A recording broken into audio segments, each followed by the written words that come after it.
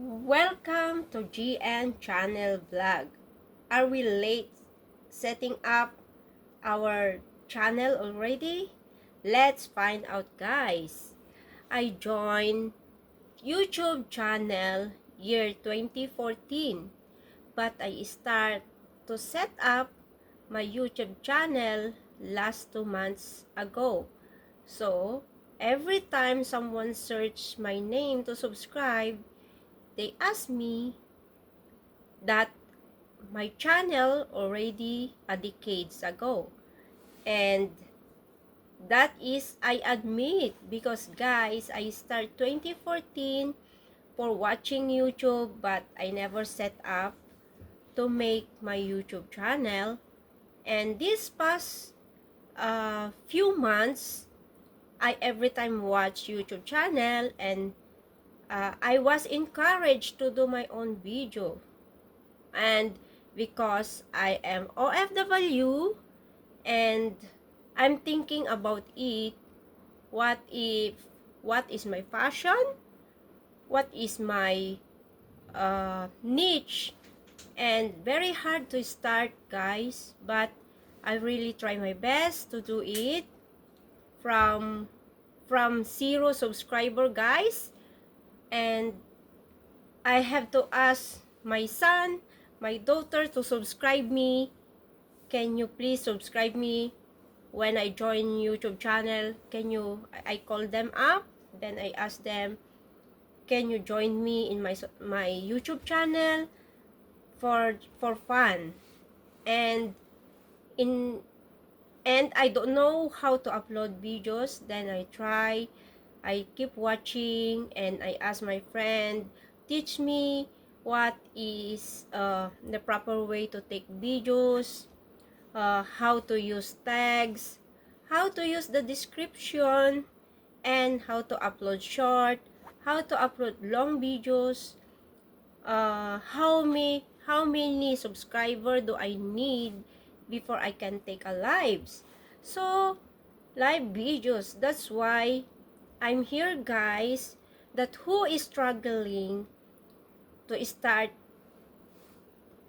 the YouTube channel is I'm here also struggling together with you, and I encouraging everyone that whoever uh, stop already because of the fed up of how to work the work hour, and we are all same, we go through to the hardship, and I know every YouTuber do this kind of experience. And I'm so glad I meet some friends in the YouTube that helps me to grow my subscriber, helps me and guide me, and encourage me to do in everything. So for now, I'm in going 3 months in YouTube, and I also don't know where I'm going through. I don't know also what is the correct niche I need to do, and I don't know how to edit the video. I even download the CapCut and how to crop the videos, how many minutes. All of this is making a vlog is very very hard. But you know, guys, sabi nga nila, kung gusto mo talaga na ma-monetize or makagawa ng ang iyong sariling video, kailangan real content ang gawin mo para mas madali.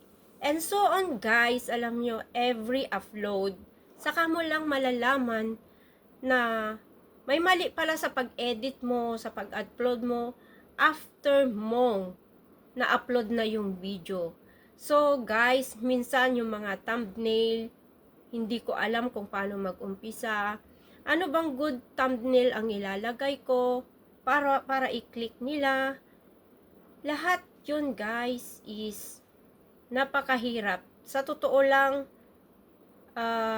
in past 2 months, gusto ko na siyang ma-burn out. Gusto ko nang ma-burn out yung encouraging ko na stop na siya. But when I meet certain friends, nai-enjoy ko na pala siya. And guys, to those who is starting, and I know few of us na nakilala ko, nag-i-start din sila ng dati, 1 year ago, nag-stop na sila, and then ngayon, nag-i-start ulit. Ganon yun guys. So, alam nyo kasi, ang importante pala dito sa YouTube is yung content. Kung may content ka, para i-post ni algorithm sa tamang tao ang content na ginagawa natin.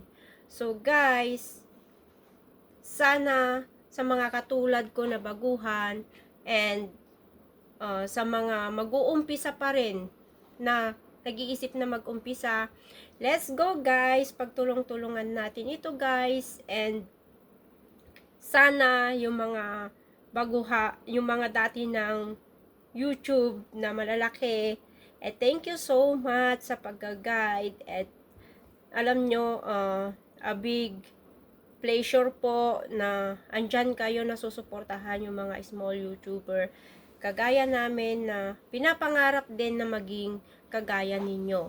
And alam nyo, minsan yung nag-oobserba lang din tayo kung paano yung proper way na paggawa ng mga content. Kasi ang hirap mag-edit guys. Pag na-upload na natin yung video guys, doon na lang natin malalaman, ay mali pala ito.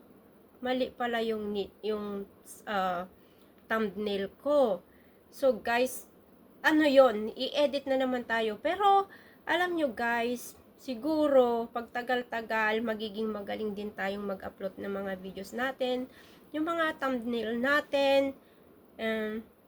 Kagaya ko, hindi ako marunong talaga mag-edit, pero syempre pag vlogger ka guys, kailangan matutunan mo yan, di ba? So to all my friends that mostly subscribe me is foreigner, and they ask me to communicate with them with English. So guys, hopefully that I will going to manage my encouragement na maging na maging successful sa mga video na gagawin ko pa. And sa totoo lang, wala pa akong naiisip na ano talaga ang niche na dapat na content ko. Pero sabi nga nila, wala daw content. Sabi ng iba, basta upload down lang ng upload. So guys, so on and so on, siguro later on, baka magiging ma-improve din yung pagiging mahanap ko rin yung totoong needs ko. Sana in the future makikita nyo pa rin ako dito sa YouTube channel na to na mag-improve ng aking mga videos. And thank you guys sa pagsuporta, and sana suportahan nyo pa rin ako sa mga big YouTuber dyan. Baka naman po guys. Then, ito po si Gian Channel. Like and subscribe my channel guys. Please like and subscribe my channel, Gian Channel.